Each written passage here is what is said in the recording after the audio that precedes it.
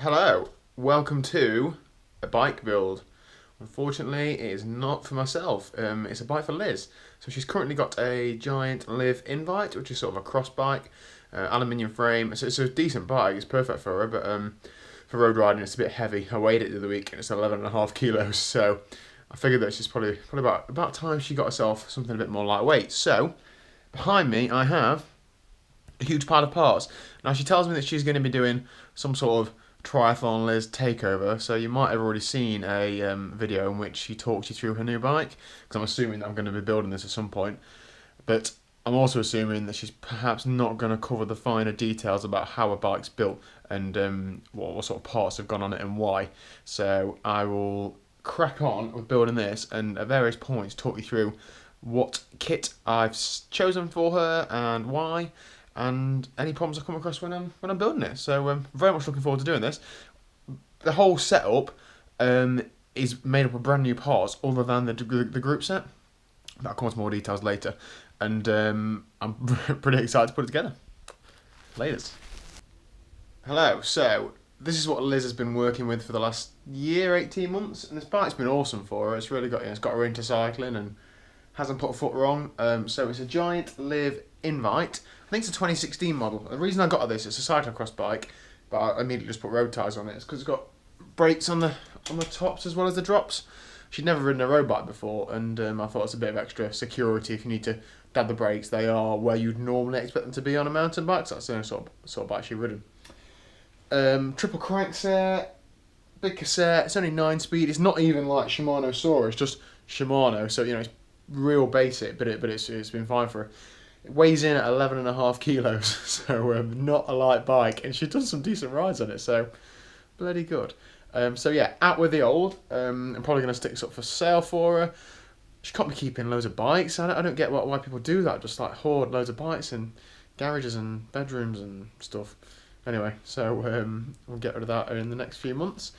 On to the new one. So I'm probably going to be sat down for this whole video. What an athlete.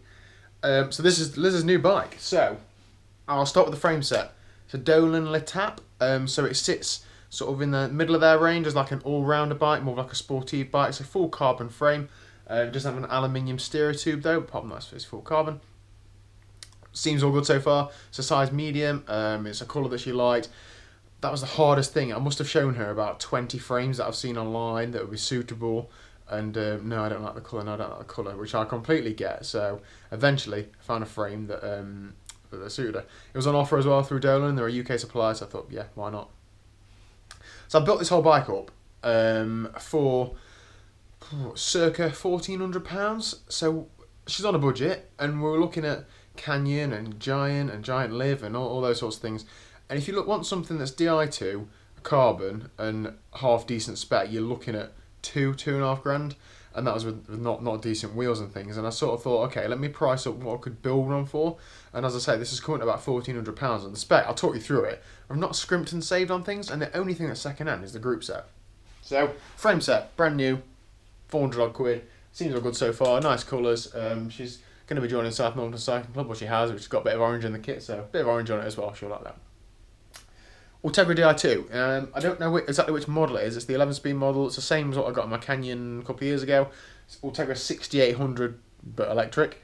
I got that second hand. I think I paid just over £400 for the Di2 for the full setup, so that was awesome. Didn't get a crank with it because I wanted to get her a crank anyway. So I got her 170mm crank arm, compact crank, so 50-34 crank, and then I couldn't really find anything online about this as to whether because obviously the new Ultegra comes with an 1134 cassette.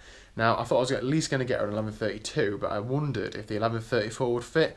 Now we're hoping to get out and about in the Peak District quite a lot next year and hilly rides, and we're going to France to do the Étape, and then we're going to be there for a week, so we're going to be riding around the mountains.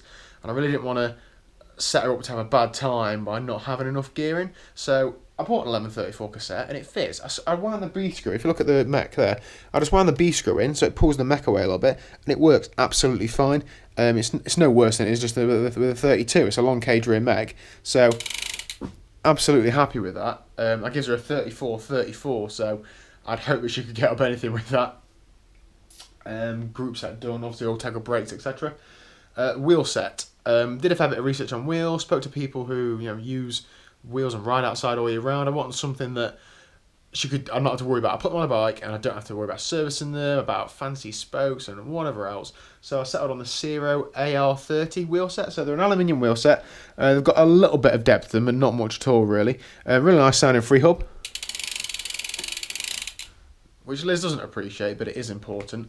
And they're about 300 quid brand new, and they're a decent wheel set. They're actually lighter than the wheels I've got on my Canyon, which I use climbing on that. So whether they'll get taken off of here and put on my bike for events, who knows, whatever. The saddle is just a bog standard. It's just a saddle out in the garage just temporarily. I need to go and get a decent saddle. Also I need to trim the steerer tube a little bit, and that's one of my stems, but saddle and stem we're going to get a few different lengths of and get her fitted up and make sure she's comfy on it. The bars were just sort of cheap bars. I think they're about 20 quid for a set of bars. I couldn't really find much difference between the 20 quid ones and like 18 or 100 quid ones, so stuck with that. So yeah, a quick look around it. I think that is pretty much it. The DI2 all sits in there. I've got an internal battery in the frame. That was the other thing. So I haven't yet got one because the battery that came with it was an old style battery, which is an internal one, but it's not the new one. So the front mech, how it works, what it does, it's always escaped Liz a little bit. We've had little training sessions, but she's not really listened, and then she comes to ride a bike a month later and she's forgotten what the front mech does. She can't quite get her head around it. So the new Di2 battery, you can set up something called synchro shift. So if you don't know what that is, that essentially means, so at the minute, that controls your front mech and that controls your rear mech. When you enable synchro shift, that is up gear, so first, second, third, fourth, fifth, and that's down gear, so second, third, second, first. What it does is, it picks the best ratio for you. So you might be in 6th or 7th at the back in the big ring. You go down 2 or 3 gears, but it might drop you down a couple on the back, but then go to the little ring on the front. It basically controls the front mech for you to give you the next in-line ratio, not necessarily just the next gear up on the front or back. So I suppose the next thing for this bike is a weigh-in. I'm just going to go find the luggage scales, and then we'll get it on the scales. I'm not sure how much of this or me you can see, but the only thing that's not on at the minute are the pedals. We're not quite sure what to do with pedals just yet. I did buy some mountain bike pedals for her, but they're only the bog standard ones. And I picked them up and I thought, they're heavy. So I'm going to leave them in the box for a week or two and have a think. I think we'll end up getting her some mountain bike shoes just for ease of walking. And it's easier clipping in because, of course, they're double-sided.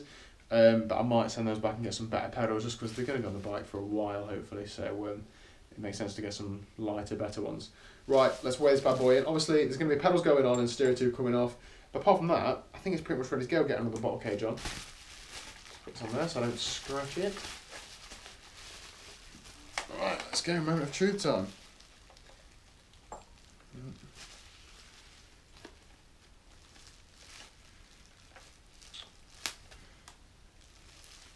Come on.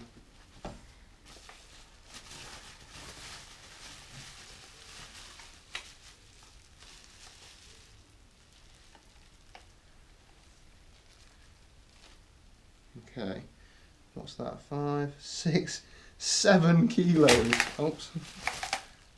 See that? Bob on. 7 kilos. What a bike. I really hope she's happy with that because I've spent about 9 hours putting this together. Not the best bike mechanic in the world, but a few things I learned throughout the process. 7 kilo bike. She should be flying up those mountains next year.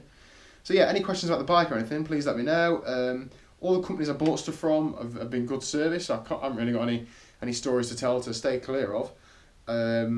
So yeah, I hope to give this I hope she's going to give this a review early next year when she gets out on it a bit more. Get the steer tube chopped off, sort out the pedals, and then get her out on it ASAP. Excellent. New bike day. Happy even though it's not mine. Thank you for watching. I'm not sure if Liz is going to do her own little spec talk or not. She's mentioned it, so that might have already been out or soon to come out. I don't know. So yeah, thanks a lot. See you later.